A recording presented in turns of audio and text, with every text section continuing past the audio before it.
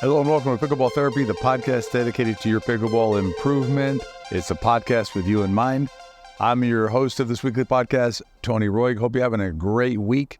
I am recording this podcast on location. We are down at the U.S. Open in Naples. It's the largest pickleball event, I believe, in the world. Has about 5,000 registered players, so that's a crazy number. Just to give you an idea, an average tournament and a good-sized tournament for one of the major tours is about 800 players is a nice number for a tournament. Again, a big tournament. This one has 5,000, so 4 times as many as that. Actually, that's not right math. That's a terrible math. 6 times as many almost as the normal tournament size. So that's a big tournament. The energy here is crazy, and I'm going to talk about a little more in the RIFF. About the U.S. Open experience and just kind of how it relates to pickleball generally, not just tournament play. So stick around for that. In the main segment today, we're going to be talking about this conversation about, what's my metric, right? Did I do what I can do?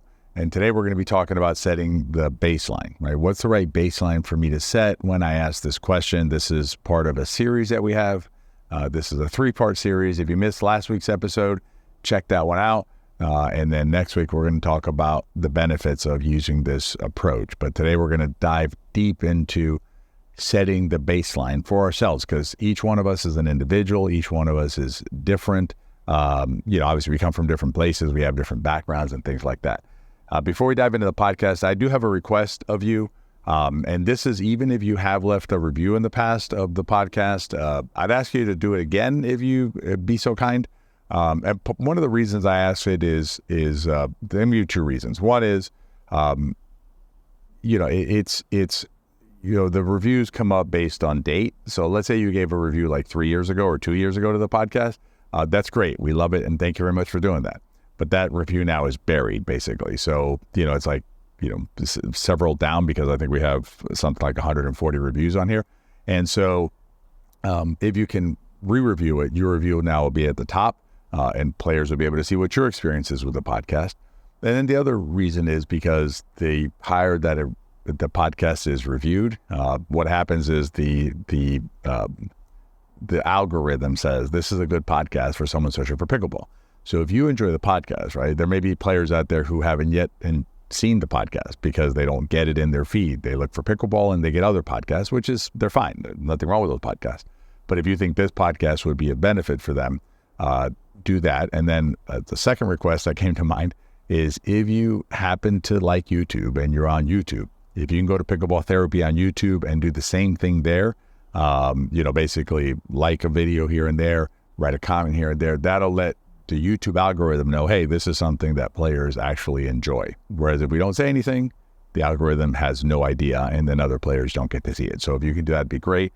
And I'd like to share with you a review that we got. It's from December. And this is a player. I don't know this player. There's no identifying information in here, which is fine. But just to give you an idea of the impact that listening to the podcast can have on a player like this player who basically didn't come from any competitive sport. So excellent podcast. Tony has deepened both my understanding and appreciation of the game. Listening to this podcast has dramatically improved the mental side of my game. I have never played a sport competitively and did not have the tools to work on my mental game, nor the understanding of how important it is. Thanks to Tony, I am better prepared to deal with the frustrations and setbacks. As a result, I'm having a lot more fun, and I got my ice cream today. And, I don't want to get too high horsey here, but at the end of the day, right, the reason we do this podcast and the reason we do a lot of our coaching is for that very reason. It's to help persons, right? I don't call them players. We're very careful with our languages, so to help persons who may not yet see themselves as players or athletes come along this journey, right? And enjoy this wonderful sport of pickleball. And what happens is sometimes, unfortunately, is players or persons will come into the sport and then never become players, right? Because maybe a few bad experiences, they don't think they can do it, whatever the roadblock is. It's not because there's anything wrong with them. It's not because there's anything wrong with the sport. If you're listening to this podcast, you know that, right? So there's nothing wrong with either end of this bargain. The problem is something in the connection that happens between the player and the game. And so a podcast like this can sometimes mean the difference between a player, fully enjoying the sport or a player departing pickleball. And so that's, we take our job very seriously. And so your help in terms of rating, review, and things like that, you can play a role in helping players like this player. And I want to thank the player for leaving that review, continuing their journey. So that's I'm done with the high horse there, with the soapbox on it. But just so you understand the impact that the podcast can have and this type of thing. And again, you're a part of this podcast, right? If you're in our podcast community, you listen to the podcast regularly. A lot of you at the U.S. Open have come up to me and said that you listen to the podcast, you enjoy the podcast, and we love that. We thank you for listening to the podcast. Help us reach others just like you who would benefit from it. All right, let's dive into the metric. What we're talking about here is we're talking about, setting a better framing for ourselves when we're trying to evaluate how we did during a given game. And I mentioned to you last time about some of the struggle I had at a tournament in terms of analyzing my play afterwards and having that constant cycle of what did I do wrong in this situation. And then finally, the struggle was helpful to me because it helped me achieve another sort of a breakthrough for myself. And that's what I'm sharing with you, which is, I get to, what's the right question for me to ask when I feel like that, right? When I have that endless cycle of doubting myself or questioning myself and how I played. And so the question that we're going to be working towards is, did I do what I could do? Did I do the best I can, basically, right? And that's a pretty broad question. So today we're going to dive deeper into what does that mean for you personally, right? How do we set a baseline that's adequate for each of us or correct for each of us so that then we can ask the question relative to that baseline? And we're going to explore it a few different ways. So the first thing I want to talk about is, and I mentioned this earlier in the introduction, is that each one of us is different, right? We're all in different places, okay? Some of us are younger, some of us are older. Some of us have played a racket sport, some of us has not. Some of us, are in prime physical condition for our age, and some of us are not, right? So each one of us has, some of us are left-handed, some are right-handed, right? So we each come to the game with our own characteristics, right? Our own, who we are, right? And it's important when you're out there playing that you resist the temptation to compare yourself, right? To basically like, so-and-so plays like this and I play like that. So this is winning more than that. So I must compare myself to this being the other player. That's, as you can see, right, the way I framed it, it doesn't make a lot of sense, right? Perhaps that player, has years of competitive sports experience. Perhaps that player has been drilling, and we're going to talk about drilling a little more in a second, but perhaps that player's been drilling, they drilled 20 hours a week before and you didn't, right? So this comparing kind of a thing, right? It removes your individuality, right? It removes this is who I am, right? This is what I bring to the table in terms of my characteristics. That leads to the next thing, which is this idea of work, okay? And, each one of us will work differently at the game, right? In terms of how much work are you putting in? Are you putting in a ton of work? Are you studying the game? Are you, working with an online course like ours or working with an in-person coach? Are you studying YouTube? What are you doing? And if you're studying YouTube, are you doing it in an organized fashion? I'm not going to get into that in detail today. We have several podcasts and some videos on the Into Pickle channel about that as well, about, some of the hurdles there. But anyway, whatever you're working on, are you doing it, right? Are you actually putting in the work? Because if you're not, right, and then you go out and play and your game is the same as it was last week, why would you expect it to be different? Is that fair to yourself, right? To say, I should be playing, professional level pickleball, but I don't work in my game. So those are part of framing out, did I do the best I could? The game itself, so that's a little bit about you, right? Your background in terms of what you brought to the game and how much you're dedicating yourself to your improvement, okay? And you need to, or you should, keep those in mind when you're looking at, did I do what I could do? Did I give the best I could today based on who I am and based on the work that I've been putting into my game? You can also look at it from the other side, which is from the side of the game itself, okay? So when you look at the game of pickleball, a game of pickleball is messy. And we did a podcast on this before. But the idea is that even yesterday, I got to play yesterday in some games in the tournament, and sometimes these rallies are just weird, right? And balls flying all over the place, and everybody's trying to do the best they can, and the player misses the easy put away, right? Or saves the shot that you're like, there's no way you got to that ball, right? That's pickleball, right? And that's a beautiful part of our sport. So pickleball is a messy kind of a game. There is no perfect game. There is no perfectly executed game. I've also had the opportunity to watch some of the top players in the sport competing in finals, for instance. And in this final in particular was two of the top senior pro players, so Althoff Merchant and David Weinbach, paired up with two of the top pros, the younger pros, Andre Daescu and Dylan Frazier, right? These are four of the best players on planet Earth, playing in the gold medal match in the mixed, it's called mixed split age pro division. And messy. Like, some points you go, wow, and it's crazy good, right? But a lot of the points are just messy points. And so if pickleball's messy, right, and you're looking, but your baseline, right, going back to the baseline, your baseline is the perfect rally, the perfect point, the perfect shot, the perfect sequence. That's not fair, right? You're creating a gap in your own mind, a gap that you cannot close because you're looking for the perfect sequence, right? I need to hit it perfectly here, and then it's got to go here, and then I got to go there, and then whatever your sequence is that you're looking for in your mind. But the game itself is it's like a controlled chaos on a court. And so, understanding that, right? And we've gone from us now as players to the game.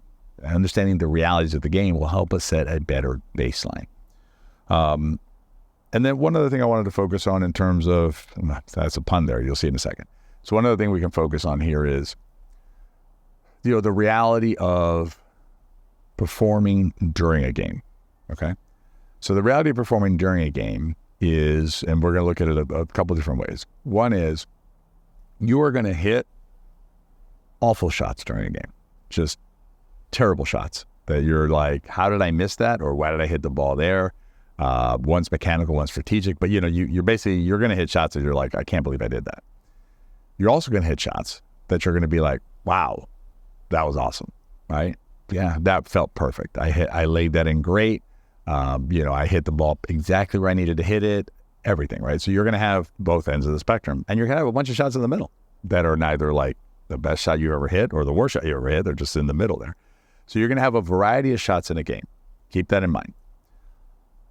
I add to that the fact that during a game, your performance, right? Not your performance, or your focus, going back to focus, right, is going to ebb and flow, right? You're going to have moments of clarity, and you're going to have moments of fog in your mind.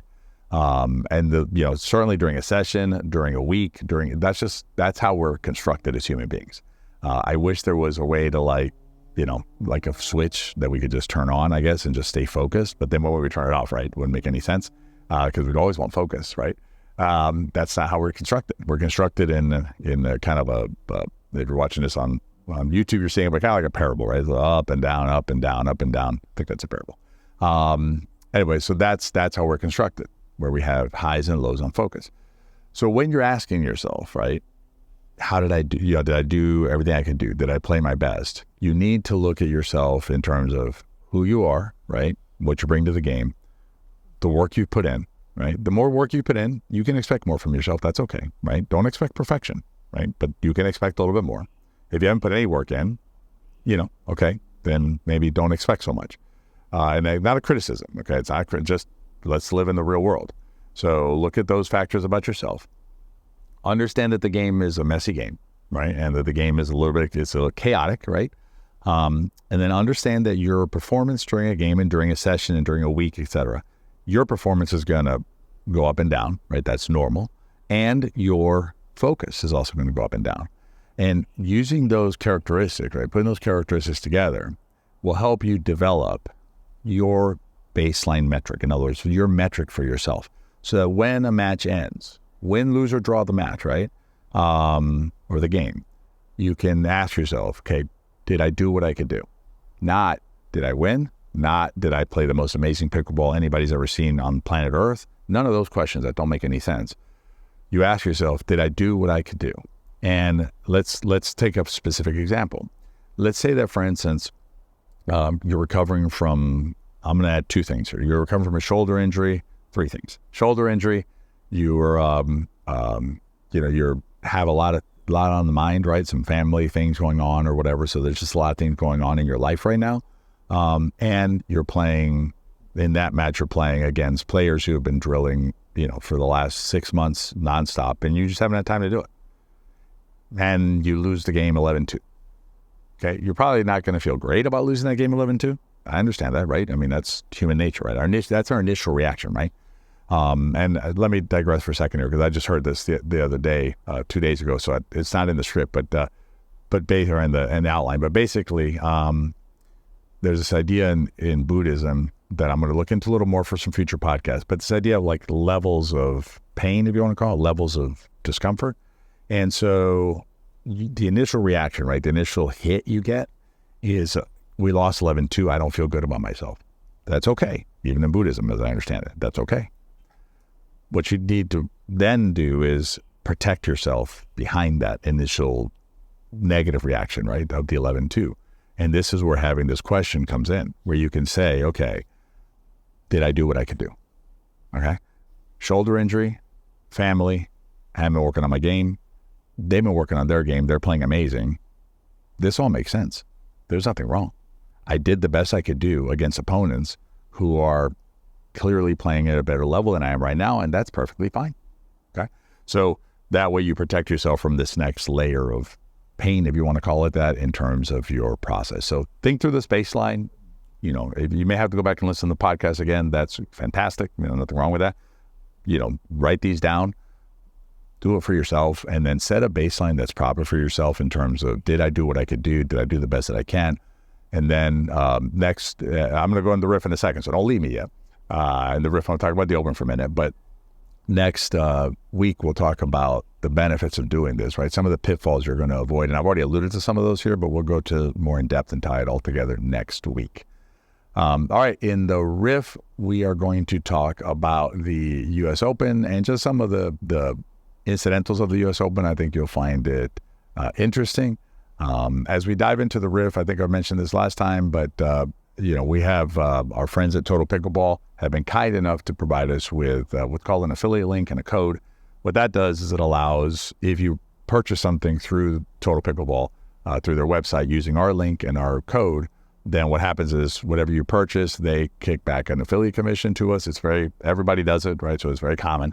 And the reason we ask you to consider doing that if you're purchasing something is because it helps support this podcast and the other content that we provide for free online and YouTube, etc. So if you could do that, I'll put it down in the description, and we would appreciate you doing that at Total Pickleball. Your price won't change and everything else will be the same, but it helps support our cause. All right, diving into the riff, the U.S. Open is going on this week. As I mentioned at the beginning, it's I'm pretty sure it's the largest tournament in the world. I believe it's even larger than Nationals was last year. But in any event, it's a great event. I mean, the energy here is insane and things like that. The play is very high level. You see all sorts of levels, but everybody's playing in their level at the highest level of the world, right? So the 3-5s, they're really strong 3-5s, et cetera, et cetera.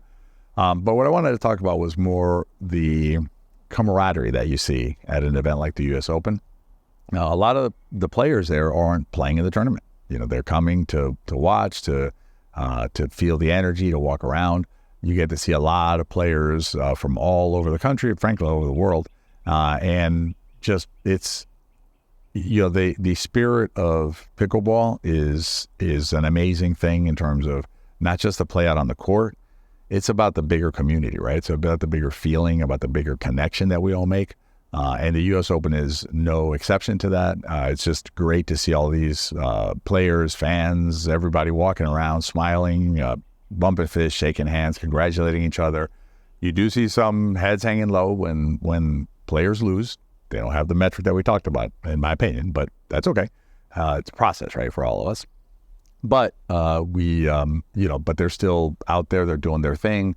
They're doing their best. But the big picture, it's a positive, right? You see a positive. You see great camaraderie, and it's been a pleasure for CJ and I and our team to be able to be here at the U.S. Open and to, again, say hello to folks, to shake hands. And it's an amazing experience. I would say if you ever have the opportunity to come to Naples for a U.S. Open, highly recommend it to you. I'd also recommend you, if you're closer to like an APP tour event, the APP tour runs fantastic events. The play is, again, you're going to be amazed at the play you're going to see out there on the court.